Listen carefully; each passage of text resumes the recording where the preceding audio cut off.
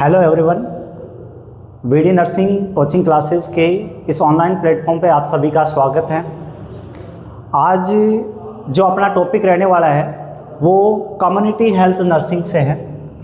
Community health nursing से है topic, और टॉपिक ऐसा है कि जिसमें बहुत सारे बच्चे होते हैं, स्टूडेंट होते हैं, वो कंफ्यूज हो जाते हैं, और उन कन्फ्यूजन को मैं दूर करने के लिए इस टॉपिक को लेके आया हूँ। और वो टॉपिक है zoonotic disease.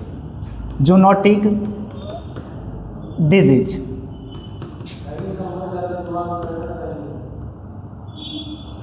Zoonotic disease topic है। कंफ्यूज होने का कारण ये है कि क्वेश्चन एग्ज़ाम में उनकी टाइप से पूछ लिया जाता है, तो उनके जो अलग अलग जितने भी टाइप्स हैं वो टाइप्स अपन डिस्कशन करने वाले हैं। और जूनोटिक डिजीज़ का यदि आपको मीनिंग जानना है तो जूनोटिक डिजीज़ क्या होता है, जूनोटिक डिजीज़ का मीन्स क्या होता है, तो जूनोटिक डिजीज़ अपन बोल सकते हैं disease are related to human and animal. मतलब वो डिजीज जो ह्यूमन से एनिमल और एनिमल से ह्यूमन में ट्रांसफ़र हो सकती है, उनको अपन जूनोटिक डिजीज़ बोलते हैं। क्या बोलते हैं? जूनोटिक डिजीज़ बोलते हैं। ठीक है, अब अपन बात करें इनके टाइप्स की।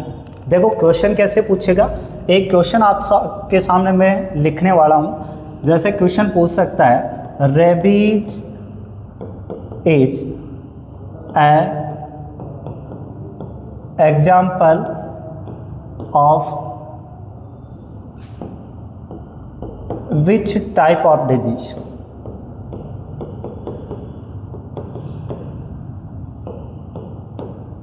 और एग्जामिनर आपको ऑप्शन दे देगा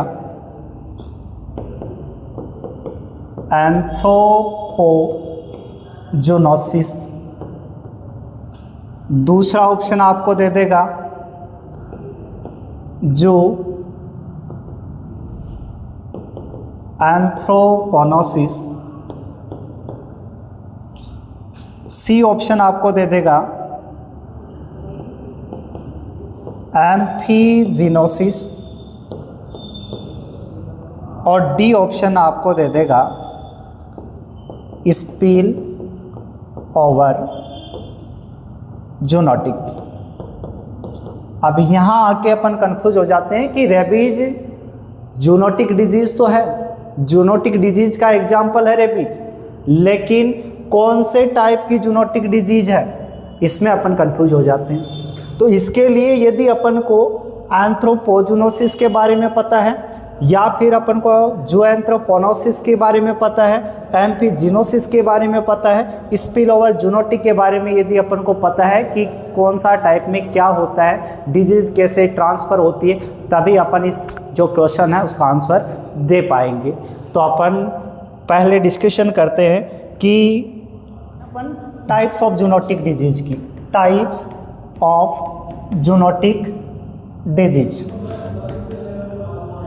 जूनोटिक डिजीज, जूनोटिक डिजीज़ की यदि टाइप्स की मैं बात करूं तो जूनोटिक डिजीज़ का जो फर्स्ट टाइप्स होता है वो होता है एंथ्रोपोजोनोसिस। एंथ्रोपोजोनोसिस, और एंथ्रोपोजोनोसिस का मतलब है डिजीज जो है वो कैसे ट्रांसफ़र हो रही है, disease transfer from animal to human, animal to human. Disease कहाँ ट्रांसफ़र हो रही है? एनिमल से ह्यूमन की ओर ट्रांसफ़र हो रही है। एग्जाम्पल अपन लिख सकते हैं इसका, रेबीज। एग्जाम्पल क्या लिख सकते हो आप? रेबीज। और दूसरे जो टाइप है उसकी बात करूं, दूसरा टाइप होता है जू एंथ्रोपोनोसिस। जू एंथ्रोपोनोसिस में क्या होता है? डिजीज ट्रांसफ़र होती है लेकिन ह्यूमन टू कहाँ होती है? Human to animal. इंसानों से जानवरों में जाएगी डिजीज, और अच्छा सा एग्जाम्पल बताऊं तो ह्यूमन टीबी इन कैटल्स। जो ह्यूमन टीबी है वो कैटल्स में ट्रांसफ़र हो सकती है। थर्ड वन जो टाइप होता है, थर्ड वन टाइप्स, और थर्ड वन टाइप है एम्फीजिनोसिस।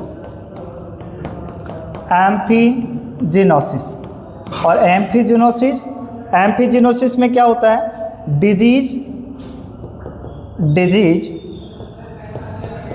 Transfer human to animal and animal to human. मतलब डिजीज एनिमल से ह्यूमन में जा सकती है और ह्यूमन से एनिमल में ट्रांसफ़र हो सकती है डिजीज। ये देखो। और जो नंबर फोर्थ टाइप होता है, फोर नंबर टाइप है स्पिल ओवर जूनोटिक। और स्पिल ओवर जूनोटिक में क्या देखने को मिलेगा, स्पिल ओवर जूनोटिक में डिजीज एक बार एनिमल से ह्यूमन में ट्रांसफ़र होगी और बाद में ह्यूमन टू ह्यूमन ट्रांसफ़र होगी। और इसका अच्छा सा एग्जाम्पल है कोविड-19। जो कोविड आया एक बार जानवरों से इंसान में आया और बाद में इंसान से इंसान में फैलता चला गया, ठीक है। और जो आपका एम्फीजिनोसिस है इसका अच्छा एग्जाम्पल है ट्रेपैनोसोमियासिस,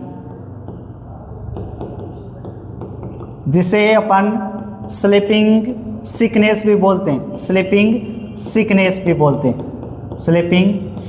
बोलते हैं। चलो, ये जो टाइप्स अपन ने डिस्कशन किए इसके बेस पे अपना जो क्वेश्चन लिखा था अपन ने, क्वेश्चन क्या लिखा था अपन ने, क्वेश्चन लिखा था rabies is a example of which disease. और ऑप्शन में अपने पास में था, फर्स्ट नंबर जो ऑप्शन था वो था एंथ्रोपोजूनोसिस।